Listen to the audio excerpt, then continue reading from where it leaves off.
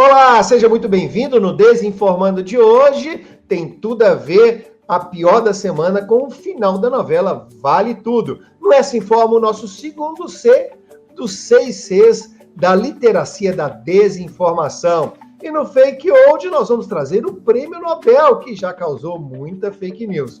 Fique esperto aí que Desinformando já está na rede.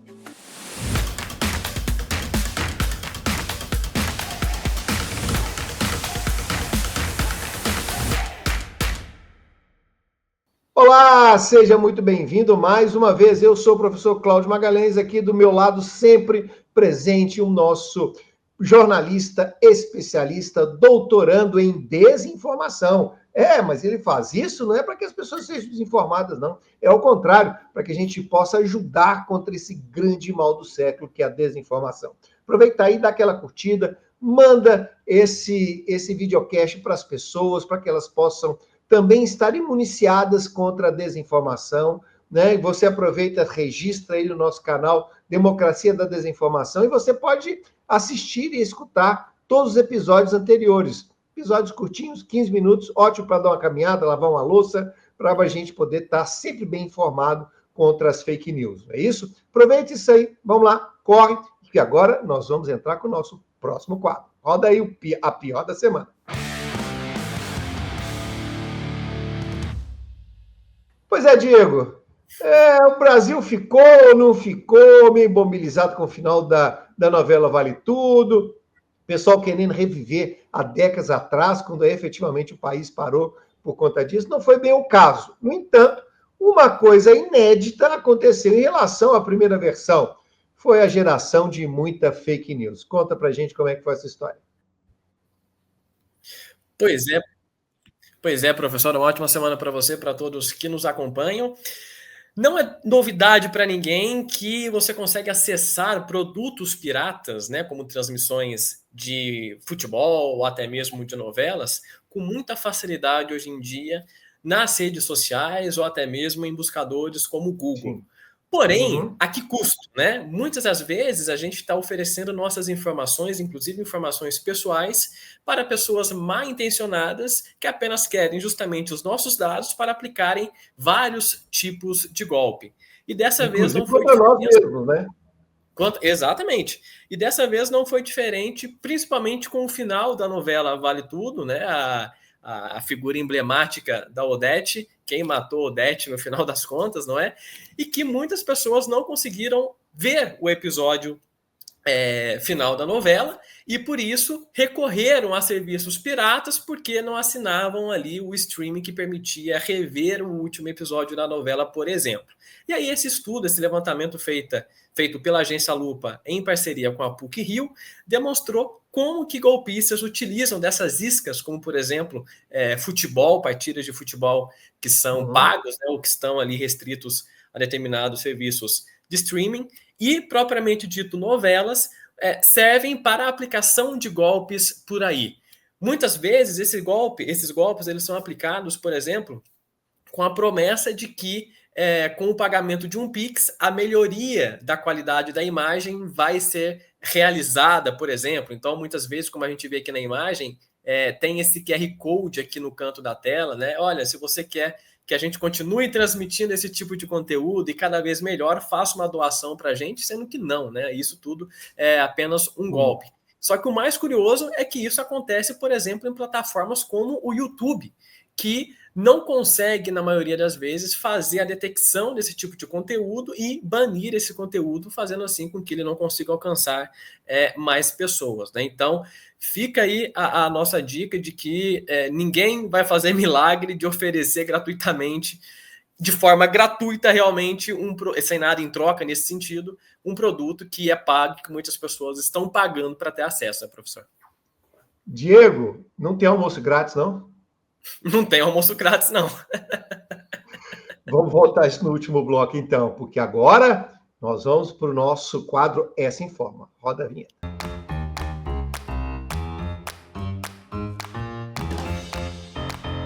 Pois é, pessoal, o nosso quadro Essa Informa, a gente traz a ciência para falar sobre desinformação. Há muitos estudos acontecendo no mundo todo, né, sobre a desinformação, e isso é importante para a academia e as pessoas né, não apenas chutarem, também causarem mais informação para isso. E é legal que tem muitas pessoas trabalhando com metodologias específicas para isso. O Diego, na semana passada, falou para a gente de um texto muito bacana, bem tipo norte-americanos. Lembra lá do marketing? Tem que ter 4 P's, o outro tem não sei o quê e tal. Bem estilo norte-americano, mas aqui a gente acredita que pode ajudar. Que são os 6 Cs da literacia da desinformação. E aí, semana passada, a gente falou do primeiro C. E agora nós vamos falar do segundo C. Conta para a gente aí, Diego. Isso mesmo, professor. Mais uma vez, utilizando o texto Repensando a Literacia Midiática como forma de combater a desinformação, do Peter Clive-Jones, que é um dos precursores dessa noção de literacia em desinformação, né, por entender que a literacia midiática está preocupado com muita coisa, que a desinformação a gente tem que aprender o que é desinformação. Literacia da desinformação é isso, né? Como é que a gente aprende o que é desinformação e como é que a gente pode atuar em relação a ela. É mais ou menos isso, não é? Isso, colocar a desinformação como primeiro plano entre as preocupações para combater de frente, né, esse problema, esse fenômeno que a gente tem observado na contemporaneidade.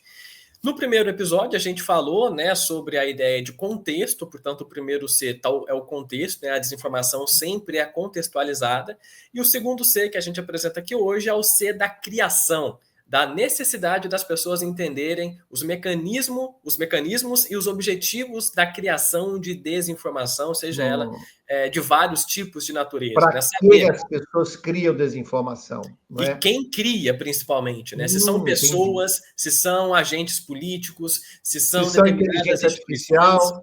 Se é inteligência artificial, entender como que essa criação ela é atravessada por interesses, por relações de poderes e sempre objetivadas a algo específico, né?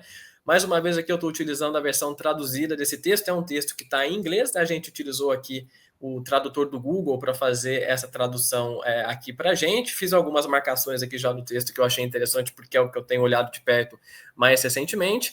E é uma tradução bastante fiel, né? De vez em quando tem algum errinho aqui, por exemplo, aqui em cima, né? Midientacional, por exemplo, mas são as letras miúdas, né, professor, no final das contas, que tem muito mais a ver com o problema ali de diagramação no texto original pro traduzido, mas são traduções bastante confiáveis e é uma maneira, né, a gente estava até elogiando como que esses mecanismos de tradução melhoraram aí nos últimos anos, de facilitar o acesso também à leitura científica para outras pessoas. E o mais curioso é que textos em inglês, quando traduzidos, eles são, pelo menos na minha opinião, eles são mais fáceis de ler do que textos originalmente escritos em português, que muitas vezes tem uma linguagem muito pesada e parece que quem escreve em inglês não tem essa preocupação de escrever bonito para agradar os pares no final das contas, né?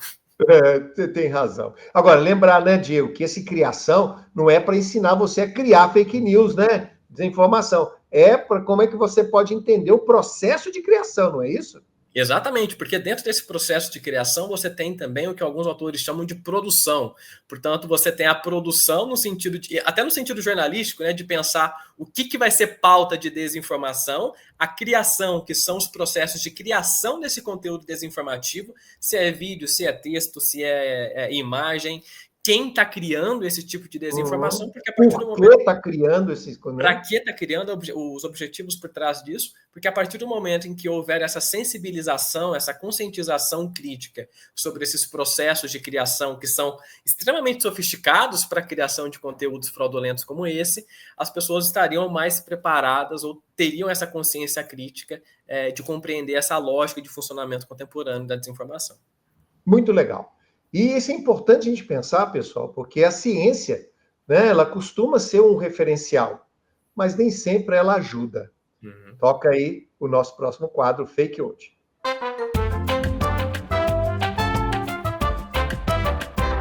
Pois é, pessoal, olha só, né, a gente está em épocas de prêmio Nobel, né? E o prêmio Nobel é aquele prêmio que todo mundo sabe que é para coroar o que há de mais importante na ciência. Isso já, né, há dezenas de anos que se faz isso. Mas, como a gente costuma defender sempre aqui, né, o Diego fala sempre, olha, o problema muitas vezes da ciência é que ele tem aquele viés da autoridade. E aí, quando é o viés da autoridade, a gente já costuma falar, não, se a autoridade falou, está falado, deve ser verdade. Mas o prêmio Nobel já fez muita besteira. E uma das que elas fizeram né, o que da premiação, quem premiou fez, estava lá associado, pessoal, lá em 1949, quando, deixa eu pegar o nome dele certinho aqui, que é o Antônio Egas Moniz, ganhou o Nobel com o tratamento de lobotomia. Vamos lembrar o que é lobotomia. Lobotomia nada mais é do que abrir um pedaço da cabeça e tirar uma parte do pré-frontal. Mesmo tirar um pedaço do cérebro.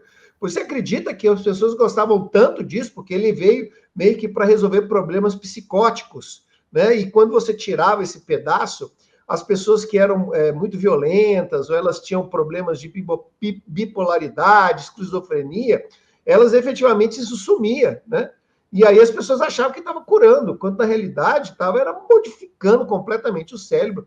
Essas pessoas eram tiradas partes da personalidade, elas tinham suas funções motoras alteradas, elas ficavam apáticas, e as pessoas achavam aquilo ali uma maravilha. E isso foi um sucesso muito grande ali nos anos 1950 e 1940. Você ter ideia, nos Estados Unidos foram mais de 50 mil lobotomias. Aqui no Brasil, tivemos mais de 1.000 lobotomias. Aí, né, em 1900, mesmo depois, no final da década de 50, descobriram remédios que poderiam ajudar nessas questões psiquiátricas. E hoje a lobotomia é considerada um absurdo, é uma agressão, nada mais que uma mutilação e bastante antiética. Inclusive, né, na maioria dos países, ela é proibida. Então, a gente vê que nem sempre a ciência, quando quer, inclusive, premiar, acerta. Não é isso? Bom, vamos então agora para o nosso próximo quadro.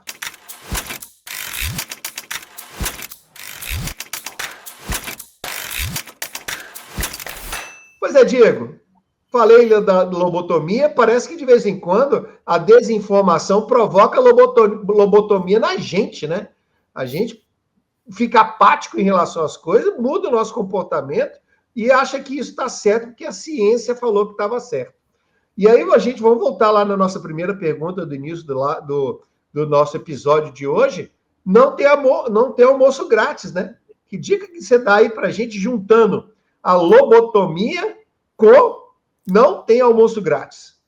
Um dos principais diagnósticos que a gente tem, né, dessa pessoa moderna ou dessas pessoas contemporâneas, na qual nós fazemos parte, né, dessa sociedade, é um certo anestesiamento que é causado tanto pela rotina excessiva de trabalho, quanto pelo excesso de informação que nós temos e pela própria lógica algorítmica que também nós estamos inseridos, que a desinformação também ganha muito peso, porque o senso crítico, muitas das vezes, acaba sendo anulado nesse tipo de comportamento que é quase que mecânico, né? Portanto, eu vou passar o meu feed, eu vou para o trabalho, eu vou voltar para casa, à noite vai ficar passando o meu feed, então tudo tem a sensação de que tudo está pronto para a gente e que nós não temos essa necessidade de ter um pensamento crítico, uma interpretação crítica sobre as coisas. E nisso a desinformação... Você está dizendo que a gente faz uma autolobotomia? Nesse caso, sim, a gente pode fazer esse tipo de analogia. Nós mesmos tiramos, né, parte da nossa percepção crítica diante de todos os estímulos que a gente tem na contemporaneidade. E a questão crítica está mesmo no pré-frontal, né? Totalmente. Então é como se a gente estivesse mesmo fazendo ali uma lobotomia da gente também, né? E isso cria essa sensação de que a gente tem almoço grátis, né? Sim, porque exatamente. Não é racional isso. A gente que não, a sensação não. Isso é grátis. A gente vai poder entrar ali, achar o capítulo e ficar de boa. É o que Byung-Chul Han chama, né, o filósofo coreano, alemão, autor do Sociedade do Cansaço, outros tipos de livros também que tratam muitos desses problemas que a gente presencia no nosso dia a dia, que é o excesso de positividade, né? Nós estamos a todo momento cercados de estímulos positivos que nos fazem essa sensação de anestesiamento diante das coisas que estão ao nosso redor. Portanto, nós, ao mesmo tempo que estamos extremamente inseridos e implicados, né, nesses estímulos, nós também acabamos por ser indiferentes a eles, porque nós não reagimos a eles de maneira crítica, mas sim, nós nos submetemos a esses tipos de estímulos que acabam por fazer essa lobotomia, por assim dizer, diante de tudo isso que nos cerca, né, em termos tecnológicos, técnicos, que os dispositivos atuais acabam nos impondo. Então, é uma boa analogia para a gente falar um pouquinho disso e nos causar essa sensação de almoço grátis, acessando conteúdos piratas que também não estão aí tá por acaso. Que tem os seus objetivos por trás, assim como a desinformação também os possui. Então você também é responsável, viu? Pela sua lobotomia, sua autolobotomia. Não faça essa agressão consigo mesmo. E toda semana vem aqui escutar e nos ver no videocast Desinformando. Porque semana que vem nós estamos de volta. Um abraço! Esse pessoal, até a próxima.